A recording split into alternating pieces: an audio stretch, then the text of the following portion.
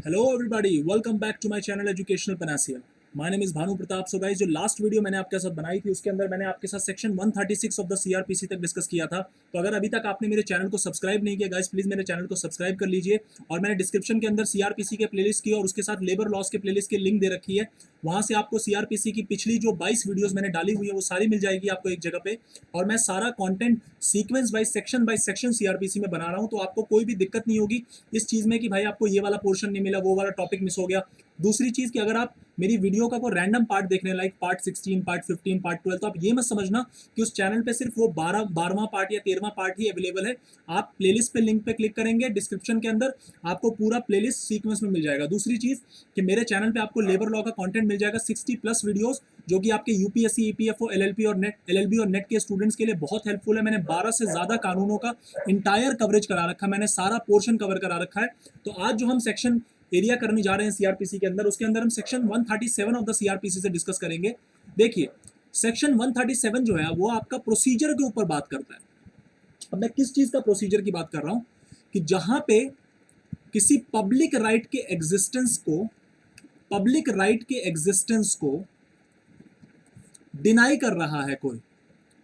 देखिए, last videos जो मैंने आपके साथ बनाई है अभी तक, उसके अंदर मैंने आपके साथ सेक्शन 133 डिस्कस किया था, जिसमें मैंने आपको बताया था कि मैजिस्ट्रेट किस तरीके से, अगर मान लीजिए कोई न्यूसेंस क्रिएट कर रहा है पब्लिक में, कोई बिल्डिंग है जो एक्सप्लोड होने वाली है, गिरने वाली है, कन्फ्लेग्रेशन होने वाला है उसके अंदर, या फिर कोई वेल है जो प्रॉपर फेंस नहीं है, या फिर कोई रास्ता है जिसमें बहुत ज्यादा डेंजर है या हार्म है, या फिर कोई ऐसा बिजनेस है जो इस तरीके से चल रहा है कि पब्लिक को नुकसान हो सकता है, तो उस केस के अंदर वहां पे मजिस्ट्रेट के पास पावर है कि मजिस्ट्रेट उस किस्म के न्यूसेंस को रिमूव कर सकता है। और जैसा कि आप लोग जानते हैं कि चैप्टर 10 जो मैं सीआरपीसी में आपको पढ़ा रहा हूं, ये यहाँ पे इस चैप्टर का नाम ही मेंटेनेंस ऑफ पब्लिक ऑर्डर है। तो यहाँ पे मजिस्ट्रेट जो आपका एग्जीक्यूटिव मजिस्ट्रेट हो गया, या फिर डीएम साहब हो गए, या फिर एसडीएम साहब हो गए, तो उनका काम ही यही है, इस चीज को रिमूव कराना।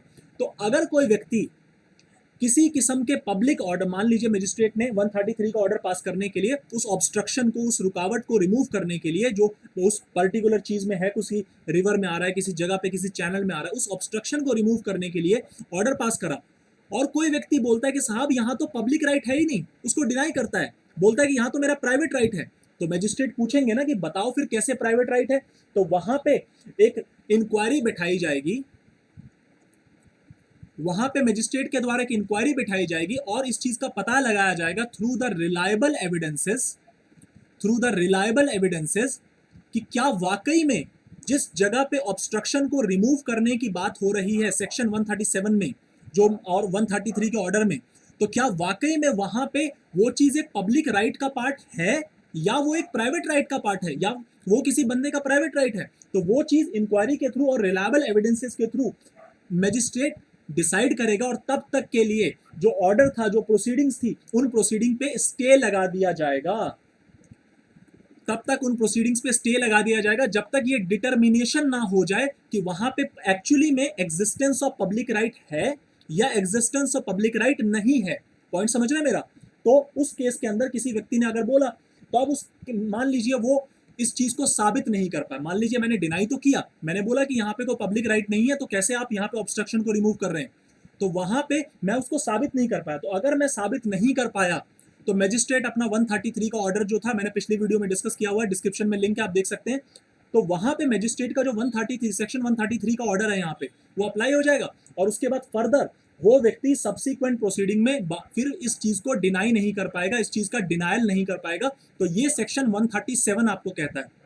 अब चलते हैं हम सेक्शन 138 पे। देखिए, सेक्शन 138 कहता है, ये वो प्रोसीजर बताता है जहां पे उसको शो कॉज करने के लिए बोला गया कि लेट सपोज 133 का ऑर्डर था और उसको शो कॉज करने के लिए मजिस्ट्रेट ने ऑर्डर पास किया, शो कॉज नोटिस इशू किया था। शो कॉज नोटिस की, हम ये ऑर्डर आपके खिलाफ क्यों ना अप्लाई करें, इस चीज का आके रीजन दीजिए। समझिए शो कॉज नोटिस क्या है। मजिस्ट्रेट जिस व्यक्ति के खिलाफ ऑर्डर इशू करना था 133 के अंदर, मजिस्ट्रेट ने उसको एक शो कॉज नोटिस इशू किया और बोला कि tell me the reason, come to the court and provide me with the reason कि why particular order under section 133 should not be applied against you।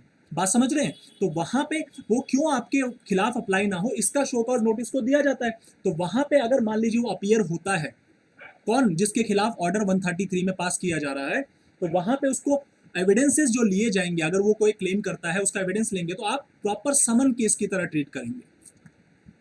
आपके ऑब्जेक्टिव पॉइंट ऑफ व्यू से बहुत important है कि अगर शो कॉज नोटिस पे बंदा आता है 138 के अंदर, तो वो समन केस की तरफ ट्रीट होगा वहां पे एविडेंसेस, या वारंट केस की तरह ट्रीट किया जाएगा। तो उस केस के अंदर आपको जवाब देना है कि वो समन केस की तरह ट्रीट किया जाएगा। तो अगर मजिस्ट्रेट को लगता है कि ऑर्डर में किसी किस्म का मॉडिफिकेशन करना है 133 के ऑर्डर में, तो magistrate has the right to modify the order also, and at the same time if the magistrate feels कि there is no requirement to modify the order passed under section 133 of the CrPC, then in that scenario magistrate will not modify any order under 133। Magistrate वो absolute order को apply कर देगा, और उसके बाद ध्यान रखना, जो व्यक्ति अभी शो कॉज नोटिस पे आया था ना, फिर वो फर्दर प्रोसीडिंग के अंदर कोई क्लेम भी नहीं कर पाएगा, फिर वो फर्दर प्रोसीडिंग के अंदर कोई ऐसी चीज नहीं बोल पाएगा कि साहब मेरा को राइट बनता था, मेरा ये अधिकार था इस चीज पे, आपने सेक्शन 133 का ऑर्डर पास कर दिया, क्योंकि हमने आपको मौका दिया था, क्योंकि हमने आपको ये अपॉर्चुनिटी प्रोवाइड करी थी कि आप आइए, और आपका अगर कोई भी इशू है, कोई भी मसला है, तो आप एविडेंसेस दीजिए, थ्रू द रिलायबल एविडेंसेस आप इस चीज को प्रूव करिए कि वहां पे वो ऑब्स्ट्रक्शन को रिमूव नहीं किया जाए, वहां पे वो 133 का ऑर्डर पास नहीं किया जाए, आप दीजिए। और अगर मजिस्ट्रेट को लगता तो मजिस्ट्रेट उस ऑर्डर को वेरीफाई मतलब वेरी कर देता, मजिस्ट्रेट उस ऑर्डर को चेंज कर सकता था, अल्टर कर सकता था। बट अगर आप नहीं प्रूव कर पाए तो फिर फर्दर प्रोसीडिंग में आप ये मैटर टेकअप नहीं कर सकते। अब चलते हैं हम सेक्शन 139। अब मजिस्ट्रेट को इस चीज की इंक्वायरी करनी है, तो मजिस्ट्रेट किसकी हेल्प ले सकता है? तो लॉ कहता है कि एक लोकल इन्वेस्टिगेशन करवा लीजिए, छानबीन, और एक्सपर्ट को भी से भी एग्जामिनेशन करवा सकते हैं,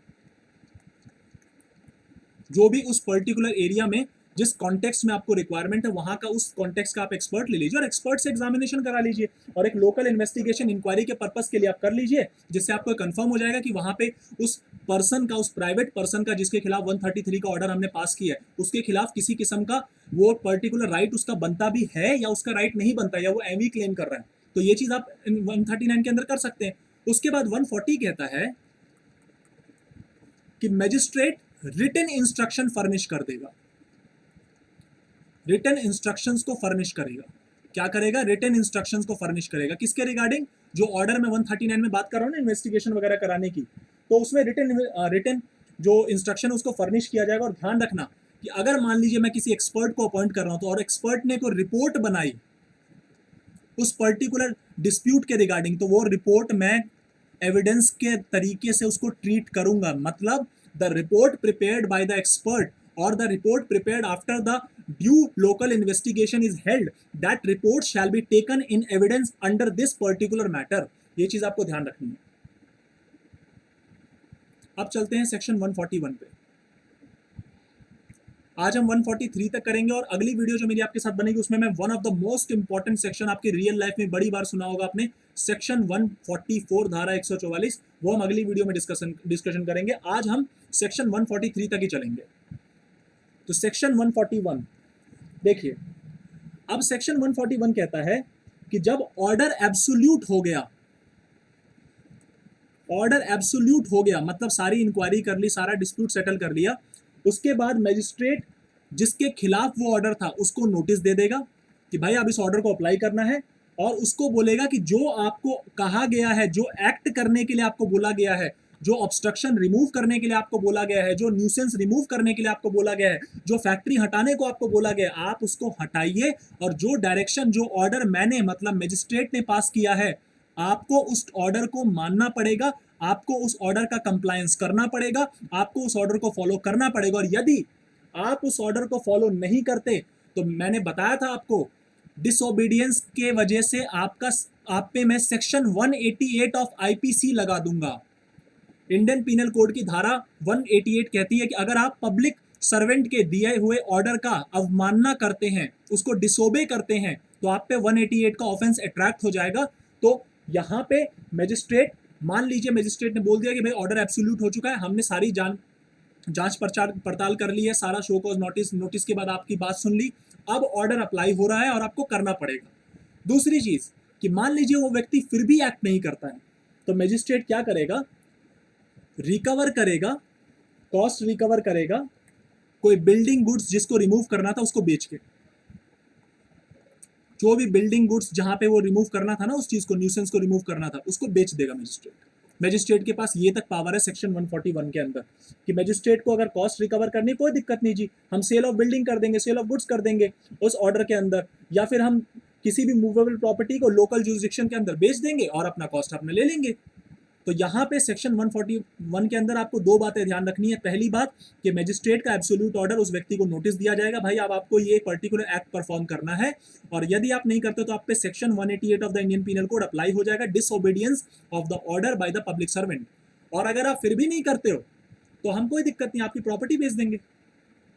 अब सवाल आता है कि मैजिस्ट्रेट यहाँ पे जो भी काम, जो भी एक्शन गुड फेथ में ले रहा है, क्या उसके खिलाफ को सिविल सूट हो सकता है? नहीं, लॉ कहता है नो सूट शैल लाई। तो मैजिस्ट्रेट यहाँ पे जो गुड फेथ के अंदर एक्शन लेता है, आप उसके खिलाफ सिविल सूट नहीं कर सकते। अब चलते हैं हम सेक्शन 142 पे।